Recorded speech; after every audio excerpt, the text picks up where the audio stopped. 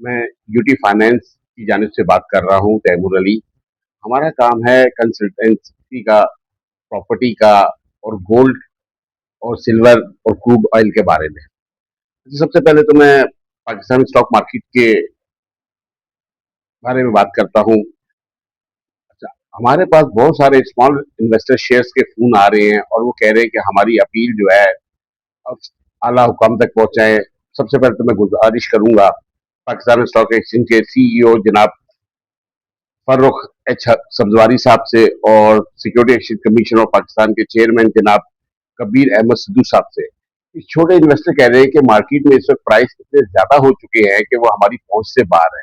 वो कह रहे हैं, तमाम लोग ये कह रहे हैं कि आपसे गुजारिश है कि बड़ी कंपनी को स्प्लिट कर दिया जाए ताकि वो तमाम शेयर जो अच्छी कंपनियों के हैं वो छोटे स्मॉल इन्वेस्टर उनको खरीदारी कर सके और उसके मुनाफे से भरपूर फायदा उठा सके। मैं अपील करता हूं तमाम शेयर होल्डर्स की, स्मॉल इन्वेस्टर्स की जानिब से कि आप बड़ी कंपनियों को जो है स्प्लिट कर दें ताकि छोटे इन्वेस्टर उससे भरपूर फायदा उठा सके। अच्छा, दूसरी बात हम आते हैं आज आज की स्टॉक मार्केट के ऊपर। आज मार्केट के अंदर थोड़ी सी करेक्शन थी तो और तकरीबन 6,408 पॉइंट का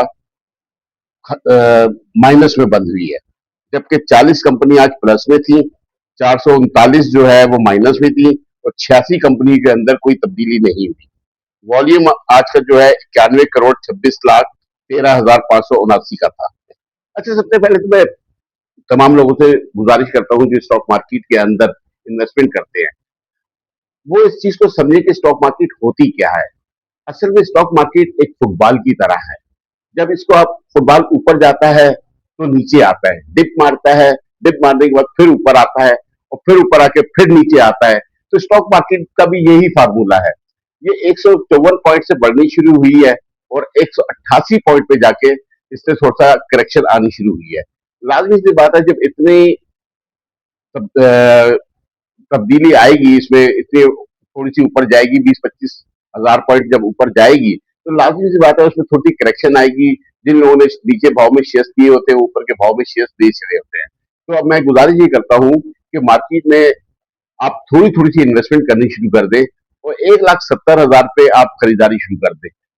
यहाँ तक हो सकता है मार्केट जाए, लेकिन यहाँ पे हमें उम्मीद है कि बहुत सारे इदारे मार्केट को सपोर्ट करने के लिए इस पॉइंट पे आ जाएंगे, क्योंकि जाहिर सी बात है मार्केट इतनी क्रैश नहीं होगी जितनी लोगों के अंदर खौफ और हरास फैल गया है। जब इदारे आएंगे तो मार्केट मेंटेन कर लेंगे। अच्छा, ये हो गया दूसरा। अच्छा, अब हम आते हैं एक बहुत अहम और खास मौजू पे। इसको आप बड़ा जरा गौर से सुनिएगा क्योंकि ये बहुत अहम और बहुत ही इंपॉर्टेंट बात है।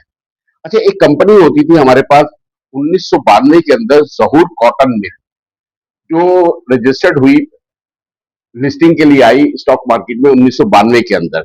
अच्छा, उसके बाद उसने काम किया, उसको खसारा हुआ, फिर मिल बंद हो गई, फिर सस्पेंड भी हो गई, फिर दोबारा बहाल हुई और अब वो उसने अपना नाम तब्दील करके आई टेंस टेक्नोलॉजी कर लिया है।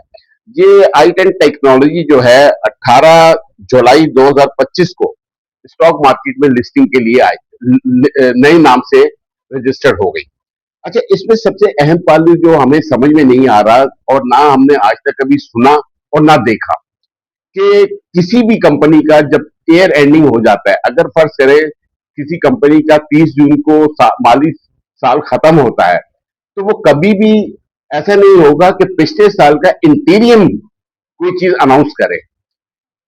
आई टाइम्स ने 10 जुलाई 1926 को स्टॉक एक्सचेंज में एक मरासला भेजा जिसमें उसने शेयर होल्डर के लिए 10% बोनस का ऐलान किया। ये तो खैर बहुत खुशाइन बात है कि उसने शेयर होल्डर के लिए एक 10% बोनस का ऐलान किया, लेकिन बात यह है, एक चीज समझ में नहीं आ रही कि उसने कहा, लफ्ज लिखा है इंटीरियम। माली साल जब खत्म हो जाता है तो कोई भी कंपनी इंटीरियम, उस साल का इंटीरियम का अनाउंस नहीं कर सकती। हाँ, रवा साल के अंदर वो इंटीरियम का ऐलान कर सकती है। ये बात हमारी समझ में नहीं आ रही। हम गुजारिश करते हैं स्टॉक एक्सचेंज के सीईओ जनाब फर्रुख एच सब्जारी साहब से और security exchange commission of Pakistan Qaiser Ahmed Siddu Sidhu साहब से कि आया इसकी जांच की जाए कि आया ये गलती हुई है या उसको कोई सहूलत दी गई है, उसे कहीं से सहूलत दी है। क्योंकि ये इस बात समझ में नहीं आ रही कि इन साल खत्म होने के बाद कोई भी कंपनी इंटीरियम अनाउंसमेंट कैसे कर सकती है।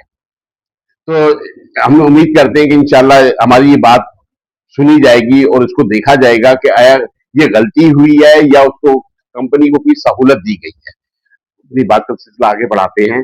अब हम आते हैं फाइनेंस पे, जिसमें गोल्ड, क्रूड ऑयल और सिल्वर पे हम बात करते हैं। अच्छा, क्रूड ऑयल के भी जो मुल्की हालात हो गए हैं और दुनिया के जो हालात पैदा हो गए हैं, उसके अंदर क्रूड ऑयल बढ़ा है, लेकिन हमारे तजर्बे से हम कहते हैं कि ये $82 से ऊपर इस हफ्ते में नहीं जाएगा। और चांदी का जहां तक ताल्लुक है, ये 55 और 61 के दरमियान में रहेगी पूरे हफ्ते में। और गोल्ड, गोल्ड का ये है कि 3,950 पे इसको भरपूर सपोर्ट है।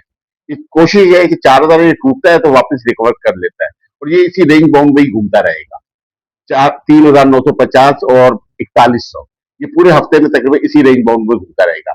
अच्छा, और सबसे अहम बात मैं आपको ये और बता दूं कि हमारा जो है एक कंसल्टेंसी है, एजुकेशन का मामला है।